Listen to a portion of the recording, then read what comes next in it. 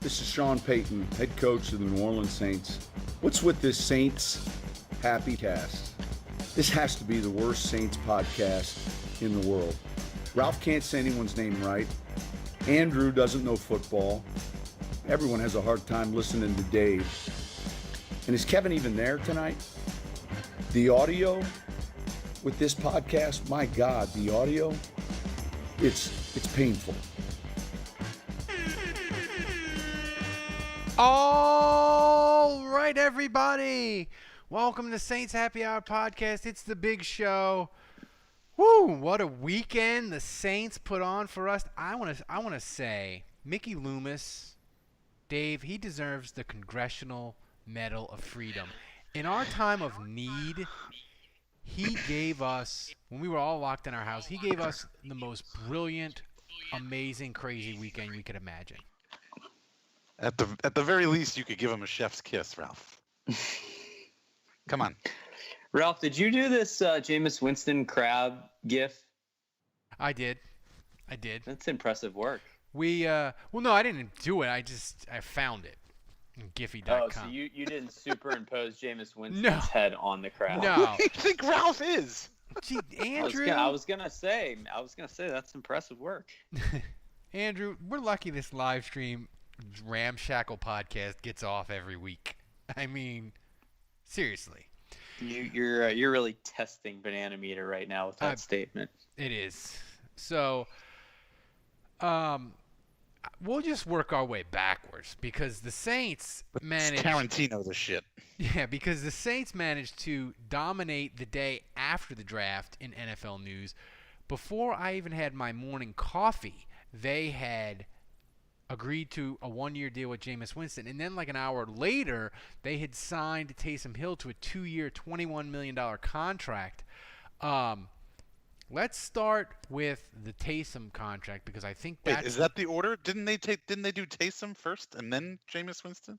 No. No, it was Jameis first, but apparently... Well, I mean, we don't really know the order, but the Jameis news... We were all still asleep when that went live. Yeah, so, I know. I was still sleeping. Yeah. Andrew called me. He's like, "You seen it?" I'm like, "What? Did they draft somebody in a round that doesn't exist? What are they doing at 8:15 in the fucking morning?" And he's like, "They're gonna sign Jameis Winston." I'm like, "Great." But the Taysom contract was interesting because it's 2 years, $21 million. Apparently they had told Taysom what they were going to do with Winston. They've sort of kept him informed of what they want. So to me, Dave, the Taysom contract is really interesting because it clearly states the Saints, he's going to get first crack at replacing Drew Brees in 2021. We'll get to Jameis in a second, but his is only a one-year deal. Like all the flowery talk of Taysom Hill being the next Steve Young, and they totally believe in him, and he's a starting quarterback. Like the Saints put their money where their mouth is. Like he's gonna get a legitimate shot to do this. Yeah. I mean, this is so far everything that the Saints have said is, like you said, is what's happening, and this is Taysom's team after Drew Brees is gone. Andrew, explain this contract to me because it's a little weird. Like they could have made him stay at the $4.5 million tender, but they gave him $21 million over 2 years, $16 million guaranteed. Like it's not. It's a really nice contract for him. And the Saints, we'll get into it as the offseason progresses. Their cap situation in 2021 is the most challenging Loomis Mass situation we've ever seen. They're negative in the cap right now, and they have a bunch of people to sign next year. Yeah, I mean, I'm sure Mickey Loomis will figure it out, starting with Drew Brees if he retires and everything. But that'll be for a different podcast on a different day to kind of address that. But yeah, it is an interesting contract. Taysom Hill, 2 years, $21 million, most of it guaranteed, $16 million guaranteed. I kind of go both ways on this one because in some sense, he's really getting low starter money, basically. I would say Teddy Bridgewater last year got $7 million to be the highest paid backup in the NFL. This averages $10.5 million a year. So I think it rewards Taysom for basically being a backup deluxe. By far the best backup in the league is what that says he is. And I think it tries to begin to put a value on the different things that he does for the team. So it's interesting in that when you look at that deal, you kind of ask yourself, he was slotted to make $4.6 million this year. Would he have rather just stay on a one-year deal and taken his chances in free agency? Could someone have signed him to a long-term contract or even a short-term deal but said, hey, we'll give you starters money. We want you to be our starter. I think there's a reality here that Taysom Hill probably realizes. He was not going to get meaningful quarterback snaps, at least not enough for someone to take that kind of leap of faith in him. Yeah. And so what this contract does is it kind of meets in between. He's not quite getting starters money, but he doesn't have to go in free agency next year and seek that out, because if he doesn't get a starter contract, then he's basically being given a backup deal, which is probably like 2 years, $10 million. And this is more than that. So it's kind of interesting how he's now tied to the Saints for 2 years. If Breeze retires, he'll be one of two quarterbacks. The other would be Tommy Stevens under contract for 2021. And, unless the Saints were to re-sign Jameis Winston or bring someone else for competition, they wouldn't have to franchise tag him or anything. This contract is cheaper than franchise tagging him. So there's a lot of reasons to like it if you're a Saints fan. And it's interesting that Taysom Hill is taking it because, I think a lot of quarterbacks would bet on themselves and say, I'm going to stay on this one-year deal and I'm going to test free agency. Well, that's the thing I was going to say, Dave. I could see a scenario where the Saints go 12-4, 13-3 again, get in the playoffs, and Taysom Hill, if he does in the playoffs what he did against Minnesota, but it's 2 times or 2 times and one of them is the Super Bowl, like that 2021 Saints contract for $10.5 million will be robbery. Like if Taysom Hill goes in the playoffs and rocks it, a team will give him the keys to be the starting quarterback. I guarantee it. Like, is it wise? I don't know.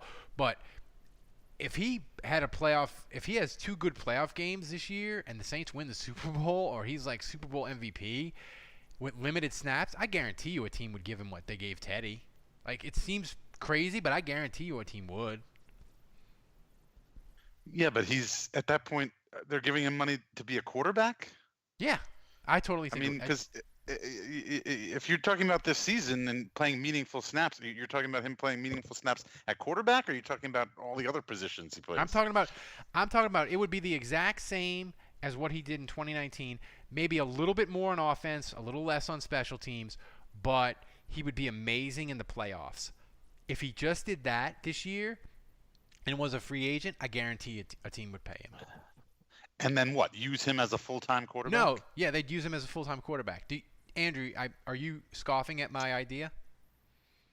No, I agree. I think anything that teams see. I mean, he's already shown that his running ability, his ability to play in big-time situations. I mean, how he played against Minnesota in that playoff game.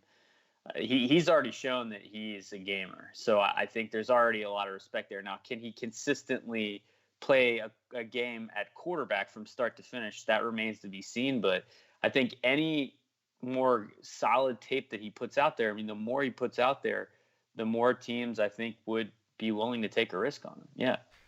They're going to have Winston in 2020, Dave. So what's this quarterback situation going to be if Drew gets hurt again like he did in 2019? Is it going to be Winston, or is it going to be Winston for a half and then Taysom Hill? Because Teddy Bridgewater, he had a year in the system. This year, Winston's going to be the Saints' backup quarterback. They're going to have no offseason. They're not going to have mini camps. They're not going to have install. It's a steep uphill climb for him, I think, to get on even footing with Taysom and understanding of the offense at least. So where do you think, when it all shakes out, what's going to be the depth chart at quarterback for the Saints? I've got to think if Breeze gets injured, I think I don't think you go to Winston. I think Taysom Hill's the guy. If he's the guy who's going to be the next man up when Drew Brees retires, then why wouldn't he be the next man up when Drew Brees gets injured? I think Winston is more of an insurance in that situation, so that when if either Taysom or Drew gets injured, if Taysom gets injured, then obviously they want a backup in case Drew should get injured, and obviously if Drew gets injured, they're going to need a backup for Taysom. It's just an additional insurance policy. And look, I know, I know why Jameis Winston is in the position he's in, because he threw 30 interceptions last year and he was generally pretty terrible. Well, he alternates between awesome, spectacular throws and bonehead. So he's not terrible. Right. He's shown flashes of brilliance. I mean, he's beaten the Saints before. He's shown flashes of good quarterback play. I mean, my thing is I think maybe this is an unpopular opinion, but I'm excited about it because I really think that part of his problem was his poor vision. And he never wore contacts and he never wore glasses when he played. And I don't know how bad his vision was, but he got LASIK in February. And I think that medicine's not a science. I think that actually could potentially make a big difference. And you could see a much improved Jameis Winston. I'm not kidding, because he has, 20/20, 30/30, whatever it is, vision now. So I'm kind of excited to see what happens. I mean, who the hell Andrew, knows?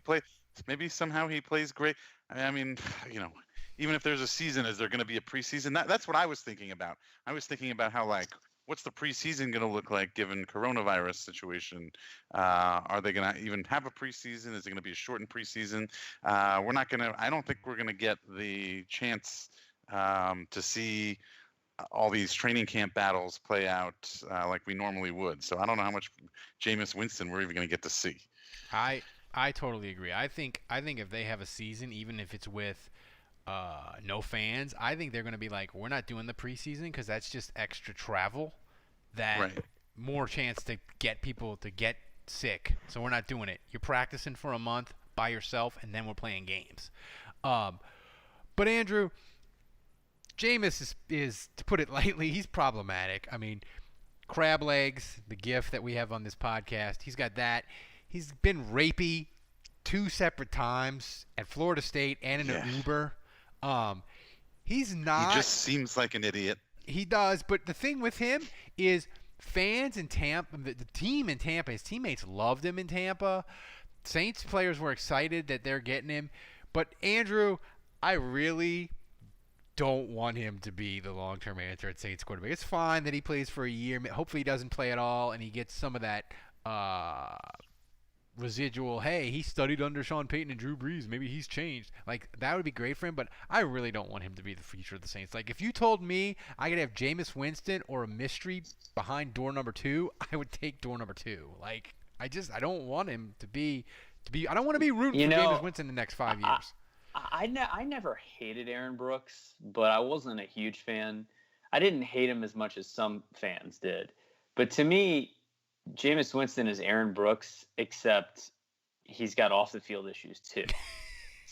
So, seriously, that's what he seems like to me. Now, maybe he's a little bit more talented than Brooks was, but not much. I mean, Brooks was insanely talented. Maybe he's got a little bit more ability. I mean, it's close. To me, he's Aaron Brooks with off the field issues. That's and I mean, why would you say he's any better than that based on his win-losses when he's been in Tampa, based on his production? I mean, it's very Aaron Brooksy.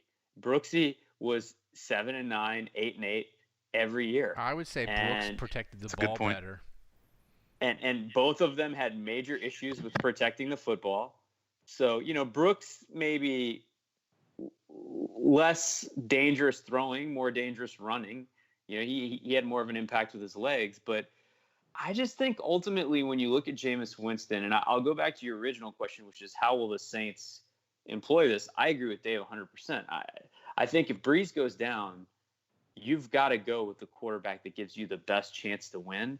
And right now, in my opinion, that's Taysom Hill. I think if you compare Taysom Hill to Winston, now the big question is how much does Winston develop and come along? If the LASIK thing is a big deal, then maybe he looks really good. And, with more opportunities to play quarterback, if Taysom kind of bones the opportunity and doesn't look that good, then maybe there's a path for Jameis to kind of wedge himself in there. But I think it's going to have to be the combination of Winston looking better than he did in Tampa and Taysom taking a step back. That's how he could get to some playing time if Drew got hurt. But, I don't view this that differently. I mean, obviously we've all been thinking about this a lot today. I just feel like when I look at how the Saints approach free agency, and they lowballed Ndamukong Suh, they lowballed Wilkerson, they lowballed Jimmy Graham, they lowballed Ziggy Ansah. I mean, you think of all these players, they have poked around at these big names and they've lost out on them because other teams have paid these guys market value or higher. And I don't view this as any different. I'm sure, and we saw that there was another team, the Steelers, out there that sent Jameis Winston an offer, and it was much higher than the Saints. And, I think the Saints just looked at it as, hey, we need a quarterback. Let's lowball Jameis Winston and see what happens. If he doesn't take it and goes somewhere else for more money, no big deal. We'll lose out on him like all the other names I just mentioned. But if he takes it, then we have a deluxe third-string quarterback. So, the more I've thought about this today, I don't know that we necessarily have to look into this too much or think about what this means for the future. I think they just lowballed a deluxe third-string quarterback. He took the offer. And so now, the Saints have a guy in their building that they can evaluate for a year, and then they'll go from there because you can't look a year into the future. We don't know what will happen with Taysom Hill, health-wise or whatever. And we don't know how Jameis is going to look for a year. So you get a guy in your building, you evaluate him, and then, after his contract's up, you make a decision.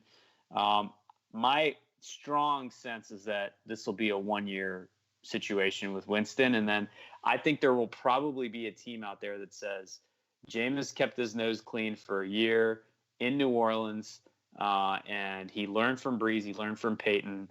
Let's gamble on him and make him our starter. I could see it happen. Oh, completely. Do you think that there is going to be any issues or problems? In Tampa for 3-4 years now, he's been, the main guy, the leader in the locker room, the leader on the team, the leader of the offense. Is he going to have a problem coming to New Orleans and now being the third guy in the room and having to just sit there and listen? Yeah. And, Yeah. I don't think so. I if it were Cam Newton, I would say absolutely. I think Cam Newton will not accept a pay cut, a backup salary to go. Because he views himself, I've been league MVP, I've been to a Super Bowl, like I'm the man and I need to be a starter somewhere. And so I could see Cam Newton not playing this year because I don't think he's going to get the offer he's looking for and to humble himself to be a backup. But I just think Jameis, he's never really accomplished anything. I mean, you could say that he's thrown for over 4,000 yards and, all these things. But, I mean, statistically, he's done some stuff, but he's never won. He's never been successful in the league, relatively speaking. So I think Jameis will totally humble himself. And that's what I said this morning. My biggest concern, I said this before Taysom got a 2-year contract, but my biggest concern going into this was that Jameis Winston was going to be a model citizen, look awesome, play really well, do so well that the Saints say, you know what, we're going to commit to Jameis, not Taysom. And then when he gets the keys of the car 2 years later, then he shows his ass. And then he turns back to being Jameis Winston. So that was my biggest fear in getting him in the building. No, David Bowman in the chat brings up a good thing I hadn't thought about. I'm excited now about the training camp QB challenges that Drew puts together. I don't think we're gonna have. We probably won't have any because of coronavirus. But no, they probably won't. But if they do, they'll be sponsored. Man, it'd be must-see YouTube television. I think those would be funny. The one thing I'll say with Jameis is, to piggyback on Andrew, is he is going to be low key. And the thing is with the Saints, I think players around the league look at their locker room and they're like, that locker room is fun. Teddy Bridgewater, he is a backup quarterback. He had fun. Kamara has fun. Sean Payton looks like he's fun when they're winning. And I think that plays into it. And I think Jameis is just going to keep his head down. Maybe he does goofy things in the locker room and tries to take over that sort of Teddy Bridgewater fun celebration guy role, which would be fine. But it's interesting. I mean, remember, too, it's a 1-year deal. And from everything I'm hearing, it's very low money for a guy like this. So if that's the case, they can cut him at any time. Like, if he's a bonehead, and I just think when guys are on a 1-year deal and they're not getting paid, they don't have any security, they're not going to rock the boat, because they know teams won't tolerate. They'll just ship him out if they have a problem with him. And last thing on this is Jameis Winston, Dave, he could really look at this as like, I'm going to New Orleans, and I'm taking the master class from Sean Payton and Drew Brees, and I'm just going to learn. I'm just going to learn some stuff, and I'd rather go there than go to Pittsburgh and be under them. I think this is maybe he views now it the bottom line, like, if he's going to be the third string and you see what he has, fine. For a minimum deal, it's I really don't care about bringing anyone into camp on a low contract. That's never going to bother me. But when I say, I've said this many times on the podcast, I don't care about, are they model citizens? Like, this is my entertainment, and I don't subscribe to just like, they don't have to have my moral compass. So, they don't have to live up to some standard of morality for me to. I root for the emblem. The players, I don't hang out with them. I don't know what they do when they go home. So, like, I'm not going to dig too deep, But I will make an exception for starting quarterback. I do think your starting quarterback is a statesman of the team. He represents the organization. We've been blessed to see Breeze do it for the last 15 years. And to go from Breeze to that idiot would be bad, awful. And so I hate this in the sense that I just cannot fathom having Jameis Winston as the face of this franchise.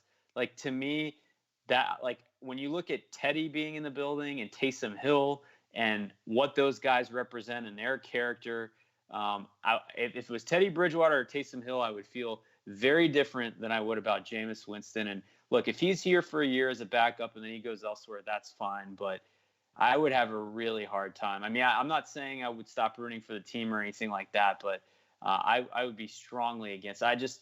Bottom line, and again, people can change. We'll see. But I am not a believer in Jameis Winston on or off the field.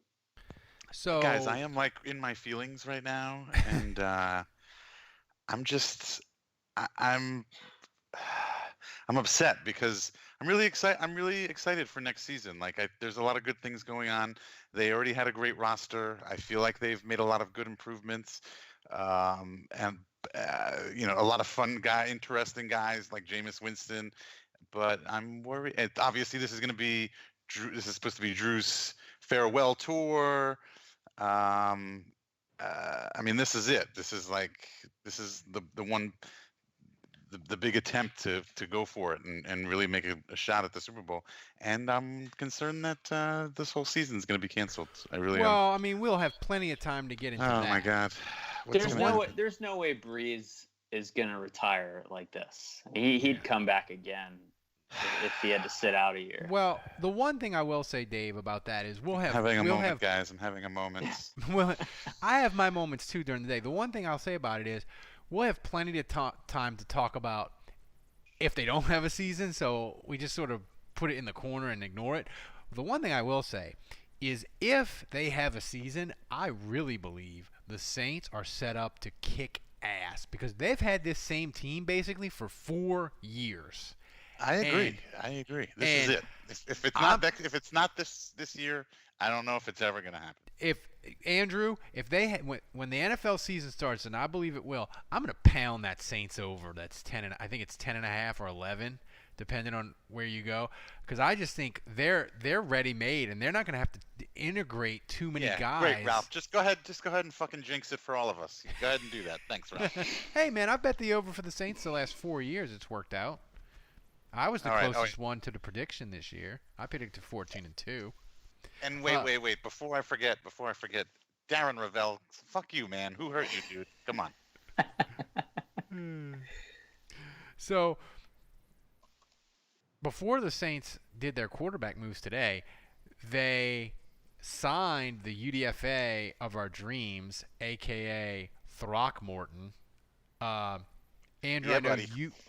you pay attention to all we all pretty much just willed that into existence. We did. We pulled his name out of nowhere off of a list. I was just looking. Well, hold on. I've been hearing about this kid for about a decade. Yeah. No, you totally have, but we didn't even know that. When he was in 8th grade, like mauling 12-year-old girls in, the co-ed league. My coworker was telling me, dude, my cousin, you got to check him out. You got to check him out. He's getting offers from colleges already. I'm telling you, he's going to be a beast one day. I've been hearing that shit for a decade. Right, but we didn't even know that until Ralph and I both kind of mentioned it as a fun guy to draft or to pick up. I can't believe he's on the Saints. I cannot believe it. What I'm saying, we willed it into existence. Well, Andrew, didn't you say they happen. video chatted him like 3 times or something? I don't know. Why didn't Andrew know all of this already? Yeah, why didn't you? But I don't know. It would help if I was seeing my coworker at the office, but I'll have to.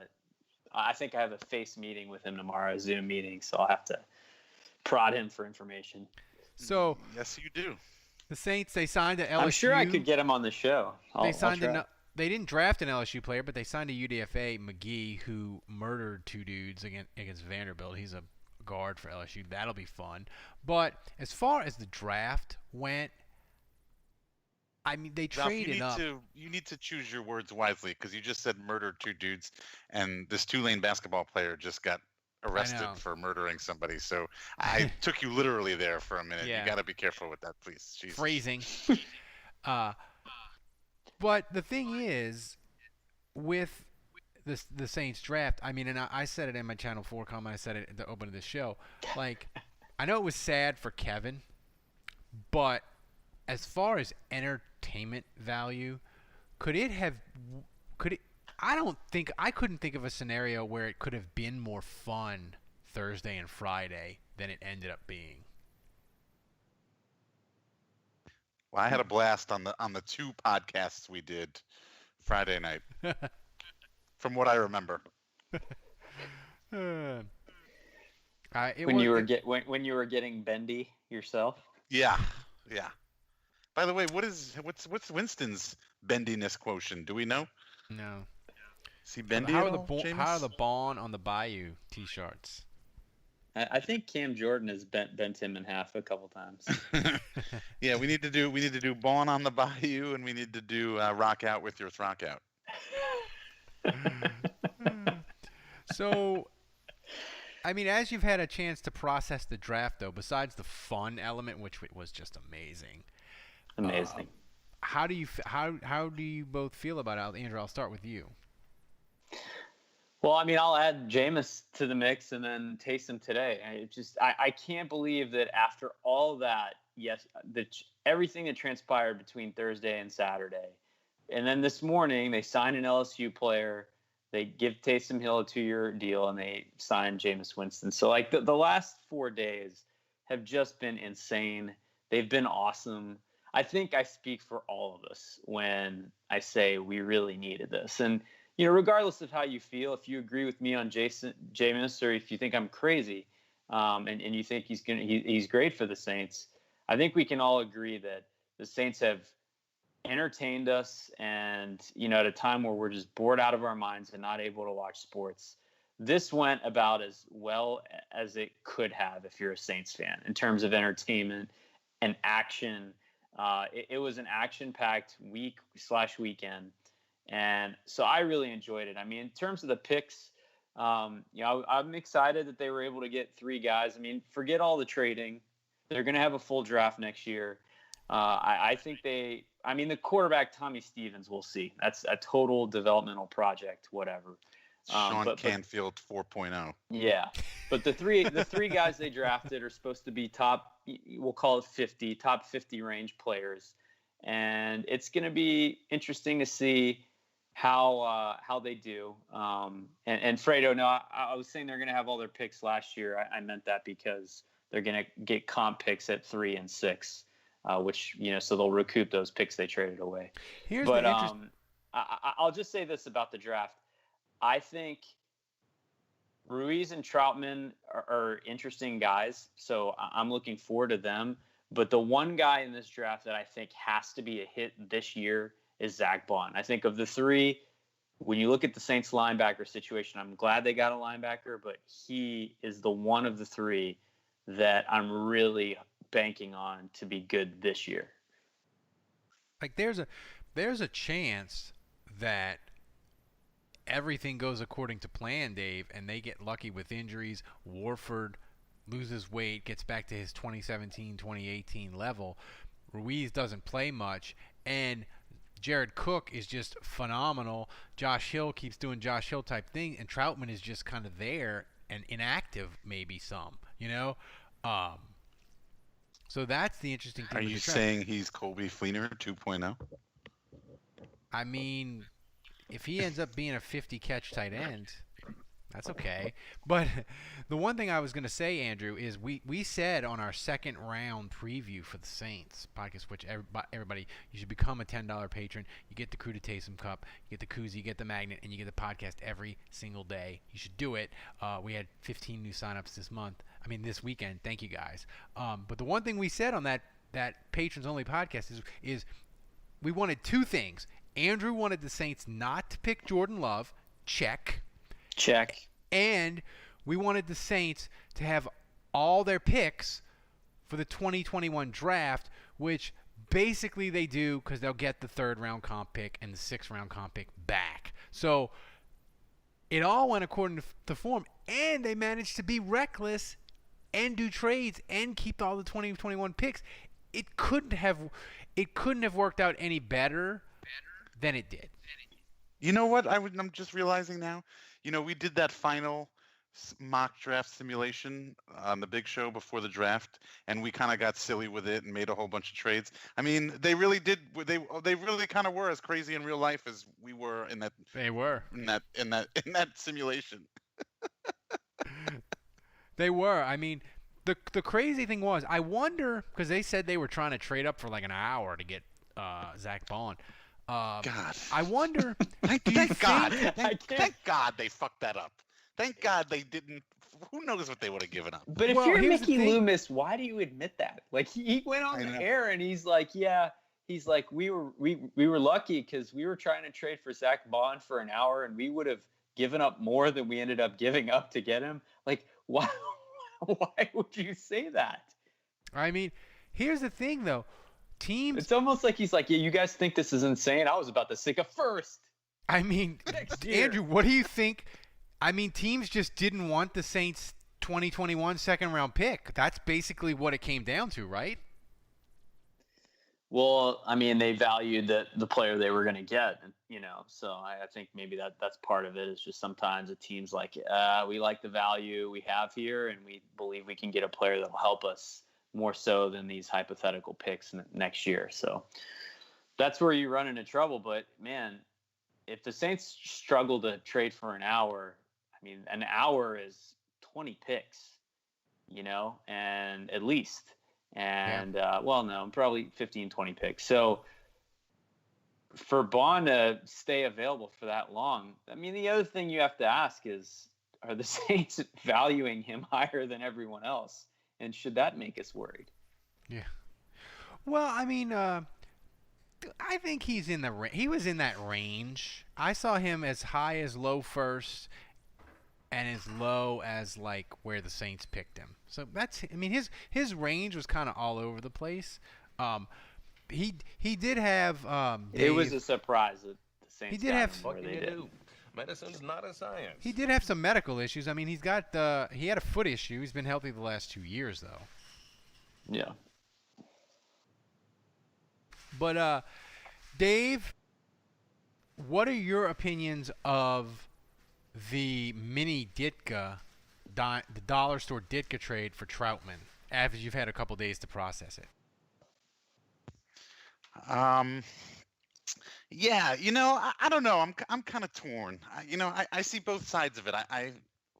We, we talked about how this season's probably going to be different. It's going to be shortened or whatever because of the pandemic, and so this is the year where you don't really want to have too many players. You want to keep it manageable, and also the Saints, their roster is already deep. So what's the point in drafting 7, 8 guys if you're going to wind up cutting all of them? Before the draft, I said I kind of feel the opposite way. I'm all about the drafting a bunch of players, see what shakes out. You never know who's going to surprise you. You never be complacent with your roster. But obviously they did the opposite, and they kind of just said, you know what, we just need 3 or 4 guys that we think are good, that are going to be actually make this team. And, we don't want to bring in too many guys that we can't control because we can't be with them and they can't report to camp and all that kind of stuff. So, but I mean, like you said, Ralph, it was fun. It was super fun. Day 2 was Amazing. Awesome. That was wild. And at the very least, it was entertaining. They won the trade chart. Regardless of what happens on the football pick field. the Saints got in the 3rd round had more value according to the trade chart than the 4 picks they gave up. So Combined. Yeah, I saw Larry Holder tweet that, I think, right?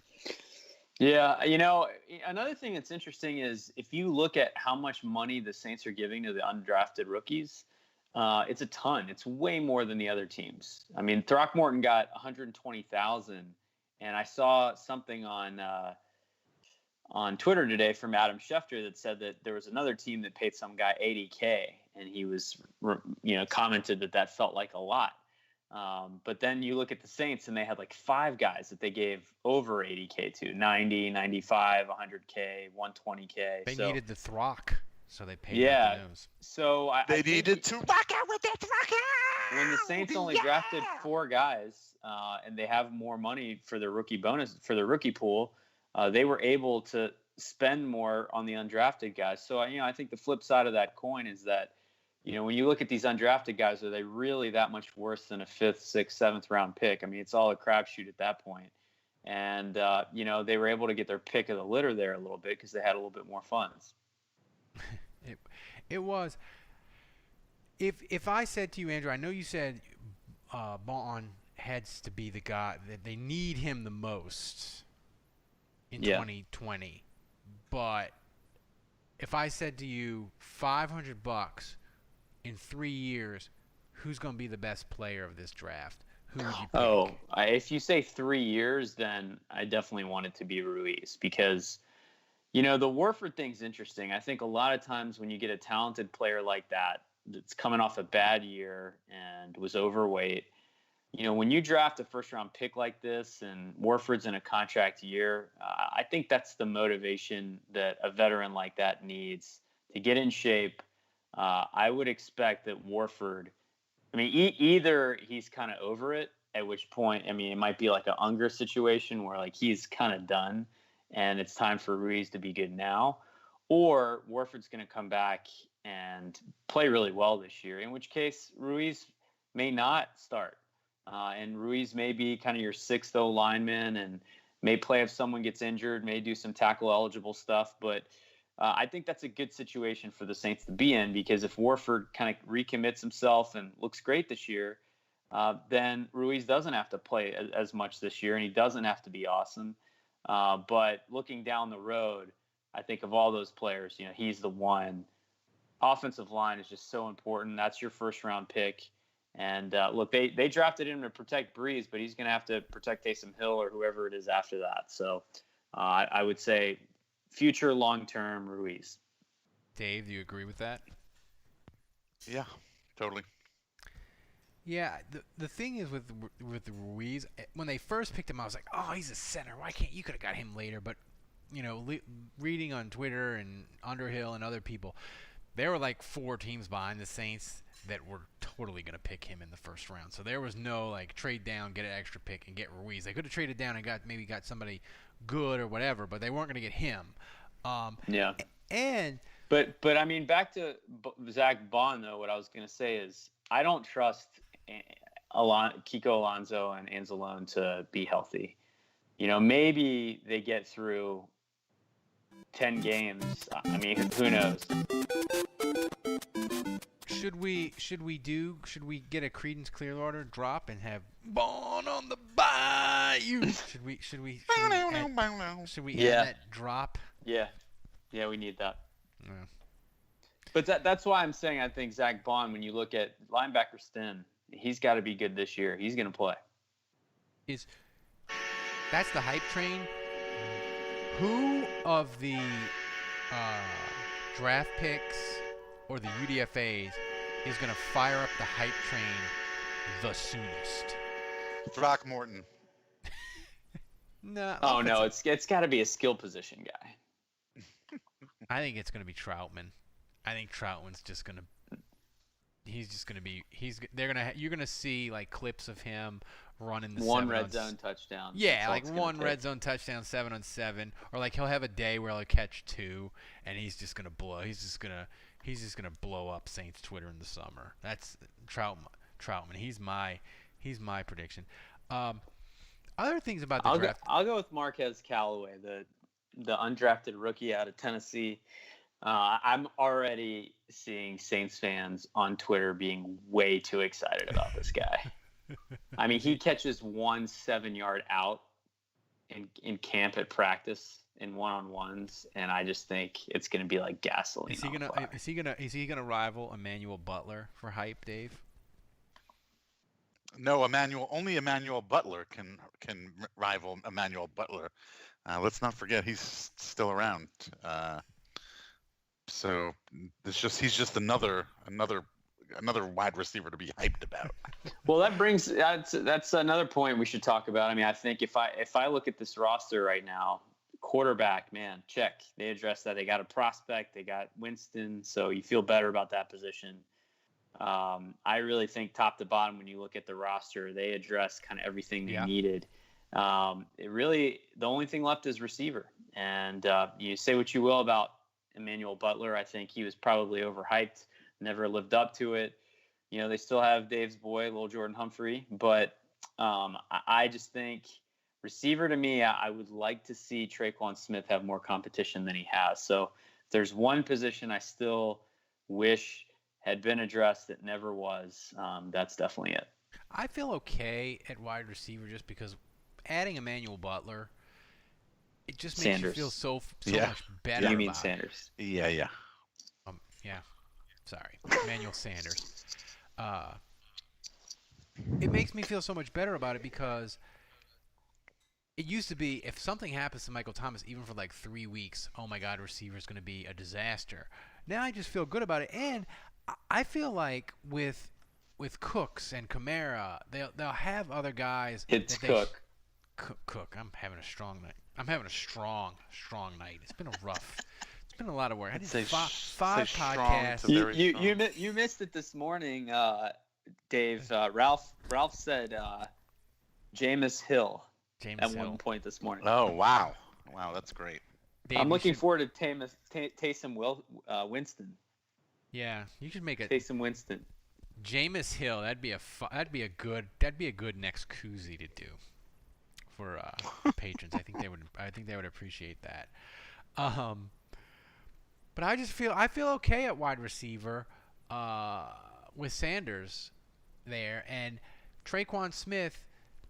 Like maybe they push him off the roster, maybe they don't, and they have Deontay Harris too, Andrew, to do interesting things at wide receiver. I feel okay at wide receiver. I look at this roster. I feel great about everything. It's just injury. Where are they going to be hit with injuries? Where can they absorb it? But I kind of think they can absorb it everywhere. Well, I think they'd be. I think look. Obviously, if something happens to Lattimore or Cam Jordan, I mean, there are some players you lose them, and it's. But look, they lost Brees for 5 weeks last year. I think when you look at this roster, I still think linebacker is a little thin. I would say corner. It depends on P.J. Williams and Patrick Robinson. Can those guys at least kind of stay marginally okay? They're pretty deep. I mean, I think you go up and down the roster, they could sustain an injury at each position group and be okay. Yeah, I mean, I'm a little nervous about cornerback. They could be a little deeper at cornerback. yeah, the thing is though, I feel like with the modern NFL now, Dave, I just feel like everybody's fragile at cornerback because teams throw so much and they play 3 and 4 wide receivers. Like if you go down even 1 or 2 corners, even if it's not the Saints number 1 and 2 guys, if 3 and 4 or 3 and 5 got hurt, I think they'd be in a world of hurt. But I think that's fucking every team. I don't think that's having Malcolm Jenkins and C.J. Gardner-Johnson though. I mean, they're cover guys, and they might not be corners in the strictest sense, but they have slot coverage ability, and I think they can help mitigate. Now, what I worry about is something happening to Janoris Jenkins, or even Lattimore, because if they go down, then you're probably playing P.J. Williams or Patrick Robinson, and you're probably putting them in matchups that make you uncomfortable. I think Jenkins and Gardner-Johnson, they may be safeties, but I think they help the depth at coverage a good bit. Dave, besides your hatred of Darren Rovell this weekend, which was totally warranted, and I think after every emotional rant you have from now on, you should end it with "fuck Darren Rovell." He's such a narc. But the draft had some crazy stuff. Jerry Jones was drafting from his super yacht, which is just the most Jerry Jones thing that ever was. The only thing that would power move, flexing on all the other owners. I mean, the only thing that would have made it more of a power move is if he would have had bimbos in the background doing blow on the yacht while he was drafting. But the ratings were ridiculous. Were they? They were 40% higher than last year, the highest ratings I've ever had. And granted, that's because America is captive in our homes and we don't have anywhere to go. Right.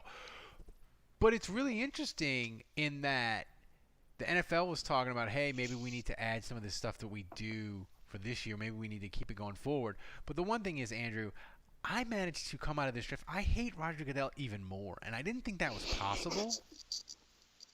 But he really is insufferable. He is fucking insufferable. It's so uncomfortable. Like when he turned around and would interact with the fans on the screen that can't even interact back with him. It's just I said it this past weekend. He's just like a robot. He is he has a heartless robot. I have a more personal relationship with my Roomba than Goodell had with those screens of fans that he was interacting with that they couldn't hear him. It was just so painful. It would have been more fun, I think, if he had more of a personality or drank during the draft and was like, hey, I'm in my basement, everybody. Let's do pick 25. But, of course he wouldn't do that because he's Roger Goodell and he's a bore. But, Andrew, I know we all said at the top we love this draft and it was great because we needed it. But as far as on its own terms, did you enjoy it more because of any of the uniqueness than you otherwise have other drafts? Oh, I'll tell you right now what I did not enjoy was the rock concerts. I mean, where you'd have to go 5 minutes watching a band perform. I like music. I like the NFL draft. I do not like them together. I don't know what that was, but that was weird. You guys know what I'm talking about? Yeah. You saw that, right? Mm-hmm. Yeah. Do you agree? That was weird. Yeah. I did like seeing the guys at home. To me, having them in suits on a big stage and hugging Goodell at the podium and then being interviewed by Dion, this isn't the red carpet. This is the NFL draft, and so I think it was way more real and cool to see them with their families, dressed down, and just it felt more real. The dad falling off the lazy boy. I don't know. I thought that was cool. The pick. I preferred it. Yeah. It was great. I will say, like, there were some guys that were drafted where there was like 20 to 50 people in a room with them, and there was definitely not social distancing going on. No. And there's no way that all those people have been staying together in the same house that whole time.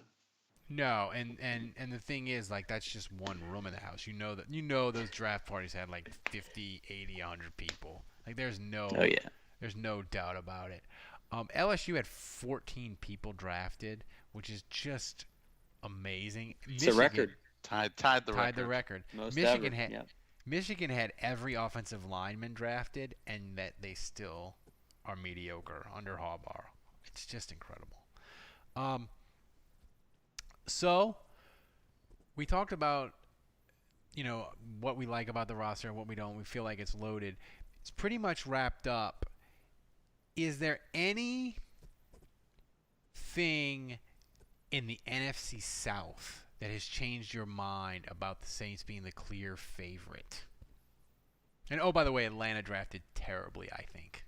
They drafted guys that fucking way overdrafted them. Yeah, I mean, I'll say the Panthers went all defense every single pick, and that was weird. I mean, I get that they wanted to fix their defense, and their defense was terrible last year, but I don't know. I feel like that's a very stubborn approach, and it's kind of similar. Remember, Atlanta, they felt like their offensive line wasn't any good, and so they went guard again, just to like over. And in free agency, they got 2 guards, and then they drafted a guard, then they drafted another one. Like they sunk so many assets on one position group because they felt like they had to fix it, and all those guys stunk, and it didn't work. And I just feel like it's going to be the same thing with the Panthers. Instead of just being honest with themselves about like, hey, let's pick the best player, it was all like they forced all these defensive players, and so I think they lost sight of drafting good players, and so I think that's going to blow up in their face. Yeah, and the one thing I will say about that I do like the Saints' philosophy. It doesn't always work out the way they want it to, but I like the Saints' philosophy of, hey, we added this guy in free agency, that need is filled.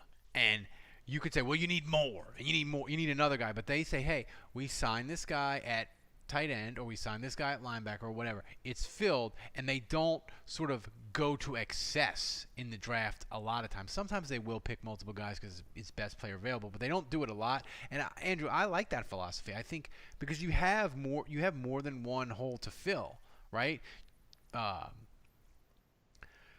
So there's that. There was nothing that scared me, I guess is what I'll say. The Tampa took Wirfs, and they needed an offensive lineman to protect Brady. But I do think Wirfs is insanely athletic, but he's a little raw. So he has some bust potential. Like you said, I think Atlanta drafted absolutely horribly. And to see them in the 3rd round go interior offensive line again is just comical. And they drafted a punter. I don't know if you saw that in the 7th round. Well, the Patriots apparently drafted a super racist punter that had super racist tats.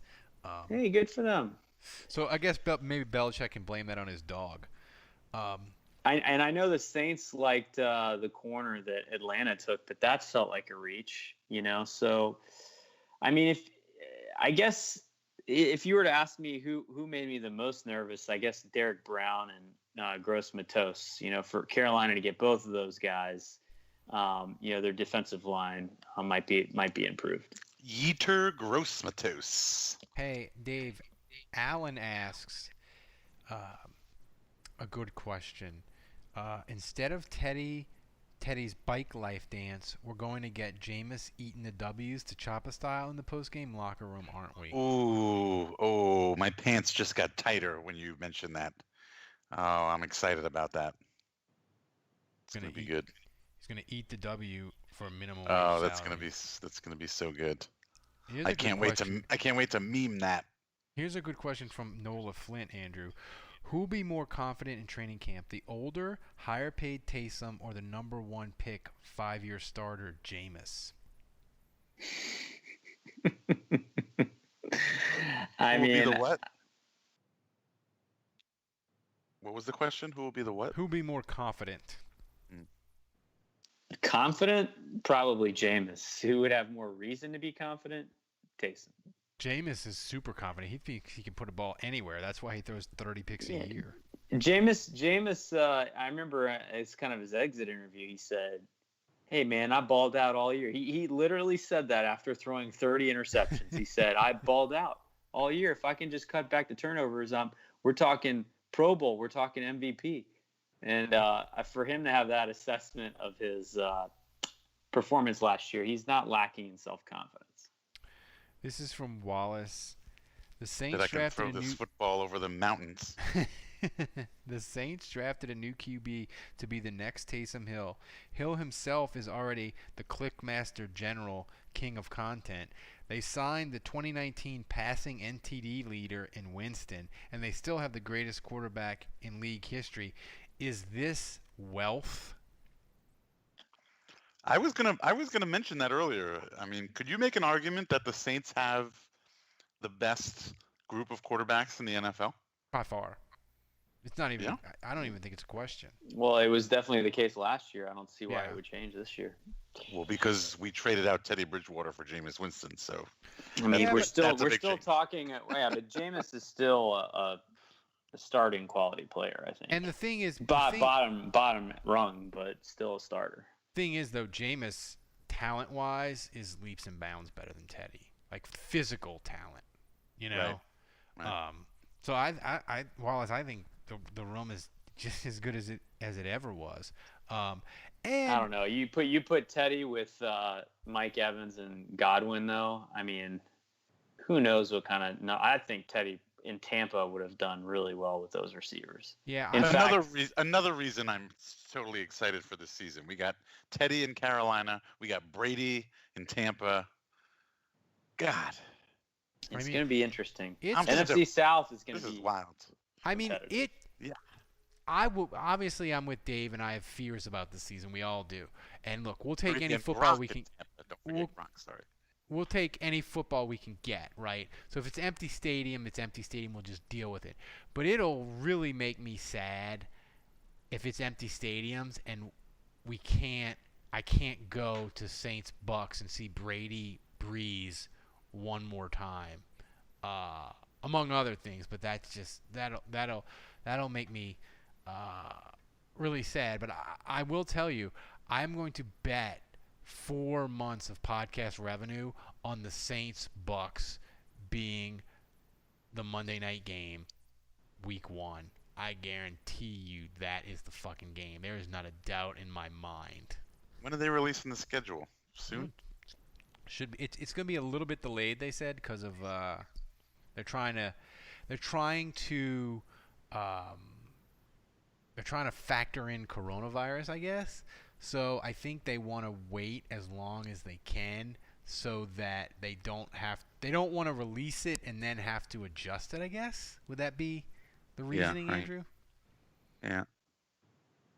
So, Okay. thanks to everybody in the chat room tonight. By the way, I just want to close with this. We worked our ass off this weekend. You got 5 podcasts plus this one, so you get 6 podcasts since Thursday.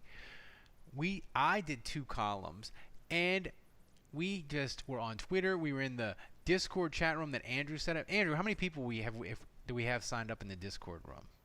over 100.